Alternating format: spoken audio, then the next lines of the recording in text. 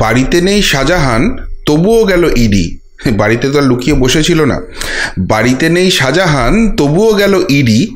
ব্যাপারখানা হচ্ছে কি, ঘাবড়ে গেল ডিডি। মাথায় ওদের কিছুই নেই, আছে শুধু গোবর। মাথায় ওদের কিচ্ছু নেই, আছে শুধু গোবর। নাকি খেলা ধরে ফেলেছে, ধাক্কা দেবে জবর। এসব কথা ভাবতে গিয়েই মাথায় উঠল ওইটা। এসব কথা ভাবতে গিয়েই মাথায় উঠল ওইটা। তাই তো লোক দেখিয়ে বলতে হলো মাথা গেছে ফাইটটা। কেষ্ট বেটা জেলে যেতেই বিবিকে করেছিলাম সেফ। কে বিবি বলছি একটু পরে ব্যাখ্যা করে। কেষ্ট বেটা জেলে যেতেই বিবিকে করেছিলাম সেফ। ইডির গারদ বাঁচাতে সিআইডি খেলে দিয়েছিল খেপ। সুযোগ বুঝে বিবির ডেরায় লুকিয়েছিলাম লালা। লালাকে নিশ্চয়ই বুঝতে পারছেন। সুযোগ বুঝে বিবির ডেরায় লুকিয়েছিলাম লালা। গরুর পরে ওই গুহাতেই বাঁচিয়েছিলাম কয়লা। একই প্যাঁচে সাজাটাকেও, কে সাজা বুঝতে পারছেন? হ্যাঁ, শেখ হয়েছেন শাহজাহান শেখ। একই প্যাঁচে সাজাটাকেও লুকোলাম সেইখানে। 3 বাঘি শিয়াল সেজে আছে একই কোণে। সেই কোণেরই হদিশ পেয়ে ইডি ডাকে হালুম। সেই কোণেরই হদিশ পেয়ে ইডি ডাকে হালুম। ডিডি ভালোই বুঝতে পারে, এবার তবে গেলুম। এক টানেতেই বেডটি হবে কয়লা রেশন গরু। এক টানেতেই বেডটি হবে কয়লা রেশন গরু। এই ভয়েতেই ডিডির করে বুকটি দুরু দুরু। 7-5 এসব ভেবেই ডিডি খাচ্ছে শুধু খাবি। 7-5 এসব ভেবেই ডিডি খাচ্ছে শুধু খাবি। এবি বেবি তুইও বাছা, এবার জেলে যাবি। নমস্কার প্রিয় বন্ধু মিডিয়ায় আপনাদের স্বাগত এবং আপনারা দেখছেন প্রিয় বন্ধু বাংলা, সত্যের সন্ধানে সর্বদা আমি শুদ্ধশীল। বন্ধুরা, গতকাল শেখ শাহজাহানের সন্দেশখালীর ডেরাতে গিয়েছিল ইডি, কিন্তু কেন প্রশ্ন উঠছে। আপনারাও অনেকেই প্রশ্ন করছেন যে 19 দিন ধরে শাহজাহানের কোনো টিকির খোঁজ পাওয়া যাচ্ছে না। সে তো আর ওই তার নিজের বাড়িতে লুকিয়ে বসে ছিল না। সে তো নিশ্চয়ই এমন জায়গায় ছিল যেখানে ইডি তার কোনো খোঁজ পাচ্ছে না, এমনকি রাজ্য পুলিশও খুঁজে পাচ্ছে না। তাহলে হঠাৎ শাহজাহানের বাড়িতে গেল কেন? আর সেই রহস্য খুঁজতে গিয়ে, সেই তথ্য খুঁজতে গিয়ে যেসব তথ্য সামনে এলো সেটা মারাত্মক। শুধু শাহজাহান নয়, এখানে বেসিক্যালি 3টে দুর্নীতি, 3টে মূর্তি আছে, 3টে মাথা আছে। একটা কয়লা, একটা গরু আর একটা রেশন। রেশনের শাহজাহান বুঝতে পারছেন, কয়লা গরুরও এরকম 2জন রত্ন আছে। সেই 3 মূর্তিতেই আপাতত একই জায়গায় একই সঙ্গে ঘাপটি মেরে বসে আছে। আর এই সমস্ত তথ্য ইডির কাছে চলে এসছে। আর যিনি দিয়েছেন তাকে বলা হচ্ছে বসিরহাটের বিবি।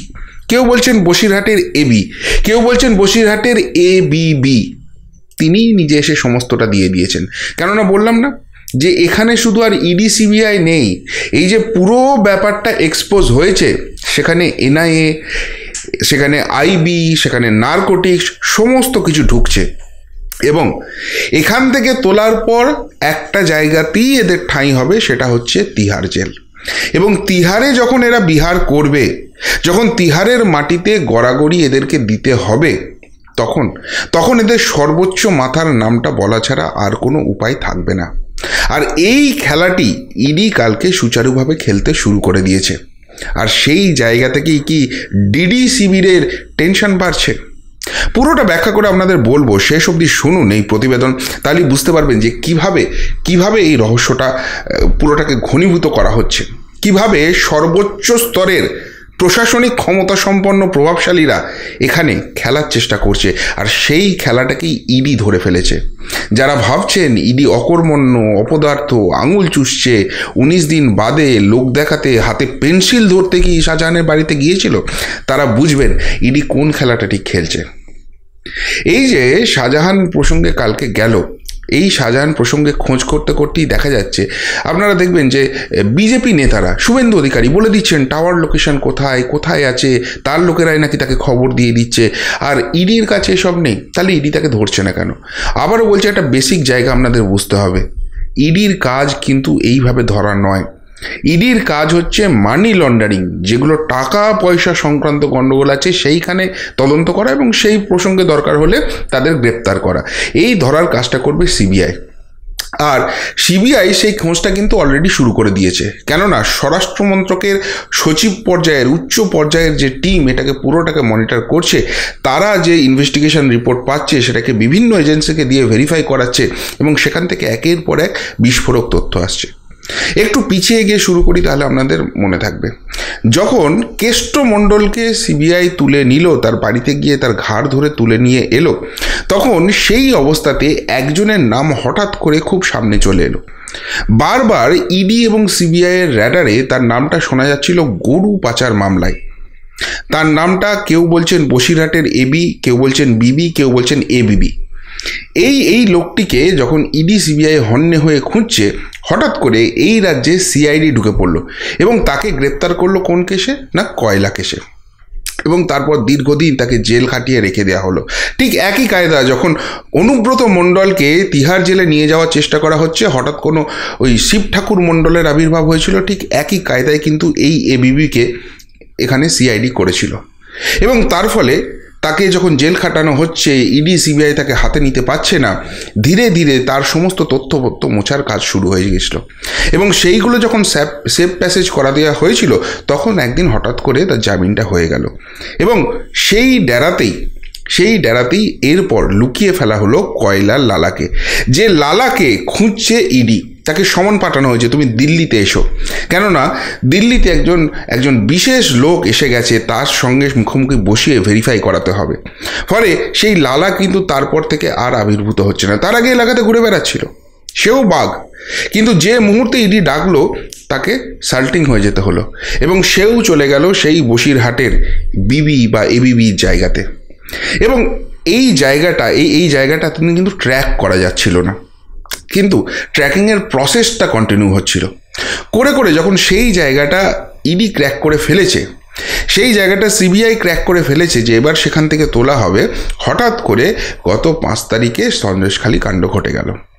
এইবার লালাকে ইডি ডেকেছে এবং তারপর সেই বসিরহাটের বিবির কাছে এই লালাকে লুকিয়ে রাখা হয়েছে এতদিন ধরে, তার টিকিটার খোঁজ পাওয়া যায়নি, ইডি সিবিআই তুলতে পারেনি, ফলে সেইটাকে সেফ প্যাসেজ মনে করা হচ্ছিল।